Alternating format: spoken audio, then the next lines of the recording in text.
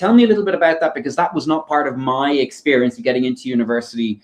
All those many, Yes, those were U.S. universities for that. That is something that has slowly evolved over time. The United States, one of its founding principles was to help others, and part of our tax system motivates people to do that. That if you make financial contributions to charities, you can deduct it from your taxes. And the government has always emphasized that community service, church, temple, synagogue, mosque related organizations are places that you can give money to help others, so that the burden isn't totally on the tax system, of having to keep increasing taxes to provide services for people. That independent support is needed as well. And so as parents, it's good to start with elementary school children, cleaning parks or beaches, or when I gave my kids a little allowance of $1, I made them give like 20 cents to a charity. They had to put 20 cents in the bank, and they got to spend the other 60 cents. And then as they got older and their allowances got bigger, their contributions became better. And so that it becomes part of a person's ethos. You know how they say if you exercise for 2 weeks, the third week it will become a habit, and your body will crave it and you will want to do it. And so starting community service at the earliest possible age will help your child start recognizing and valuing the importance of it.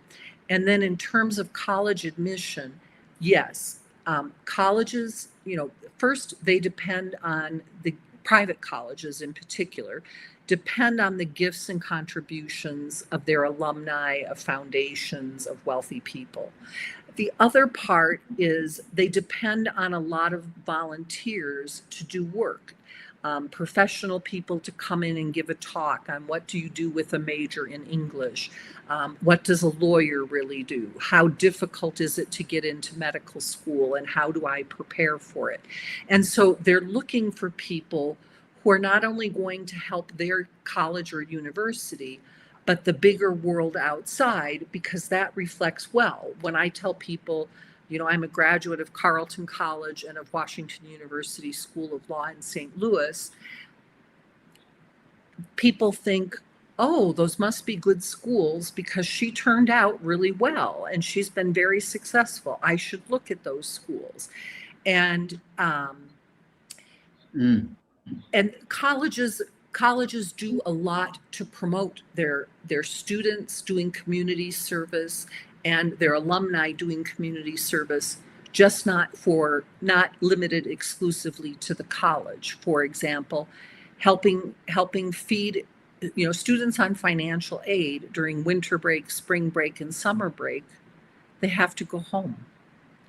At college, they had unlimited food and beverages. They had unlimited heat and hot water and opportunities to bathe. When they go home over break, they and their family and the siblings they left behind don't have those same luxuries. And college students have kind of led the movement in starting on-campus food banks for students to take things home to survive over the breaks or to help their families back at home. And so things that students and families can do when a student is in junior high and high school is think of a community service project, a passion project, where they take something they really, really love and they put it together with a problem in the world that they would like to solve. Help people who, you can't solve it, but, maybe you want to help people who don't have access to clean water in a specific country, or you want to help unhoused people in a specific country or in a specific part of the US. I had a student once who created an amazing organization called Challah for Hunger, where she grew up baking challah at the temple with her mother and raising money for her temple and for Israel. And she realized Israel and the temple weren't her passions. She was worried about the unhoused people who were starving in the streets and in her own backyard, not figuratively, in her own backyard. And so she started something called Challah for Hunger. And you didn't have to be Jewish to participate. She invited friends in high school over to her house to make bread. They sold the bread. They started taking orders for the bread. They grew the business. It helped them all get into great colleges and universities.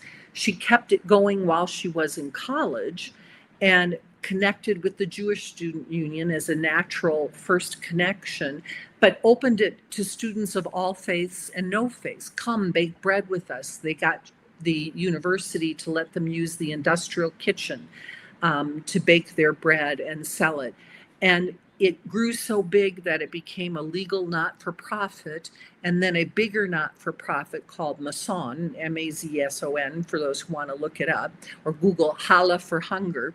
And now there are chapters on over 20 or 30 college campuses across the United States, and they have raised over the last 20 years millions of dollars to help feed every type of homeless or unhoused or hungry person imaginable. Native Americans, veterans, single parents raising children on low incomes. So yes, doing community service is very important.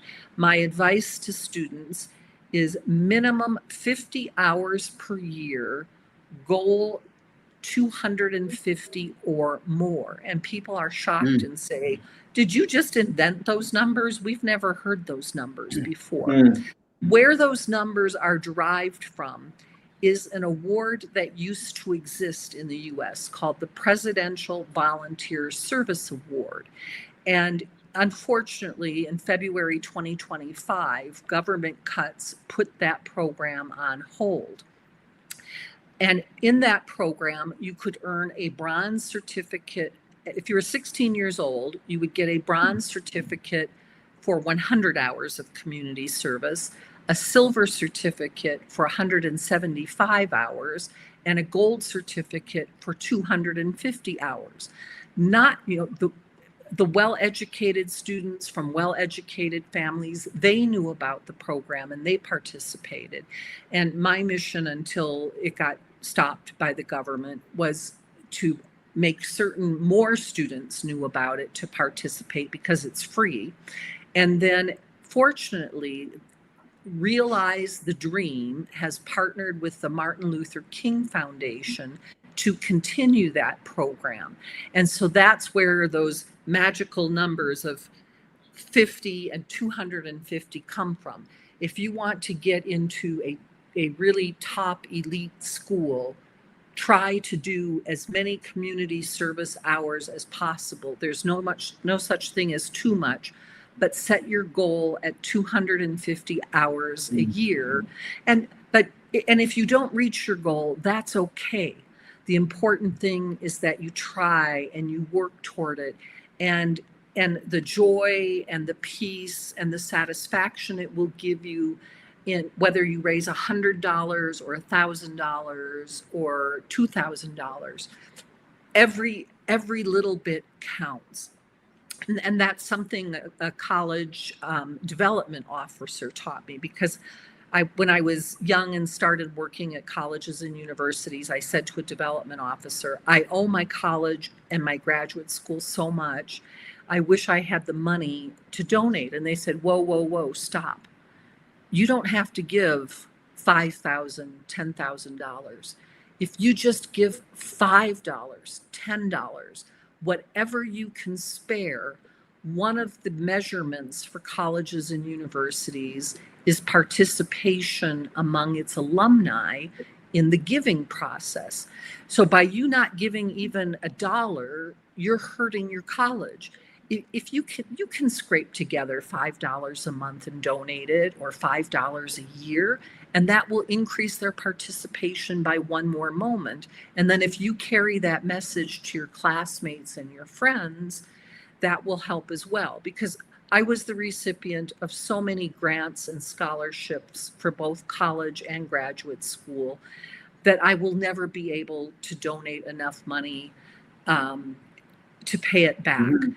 But every little thing I can do to help my two alma maters, I will do. And I like to help other institutions as well. Historically Black, the tribal colleges, um, all of the colleges and universities need donations, need gifts so that they can provide scholarship money to students and help change their futures. And it helps the country because, in Yeah. my family there were 7 kids. 6 of the 7 broke the welfare cycle and are not on welfare and have thriving families, and our children are not on welfare. Sadly, one of the 7 didn't make it. She became a mom at the age of 15 and had 3 kids by the time she was 25. And then her children grew up in dire circumstances, and now their children are growing up in dire circumstances. But 6 of the 7 of us broke the cycle. And so there are people who say, why should people get financial aid? I worked hard to pay Mm. the bills. Those other people should too.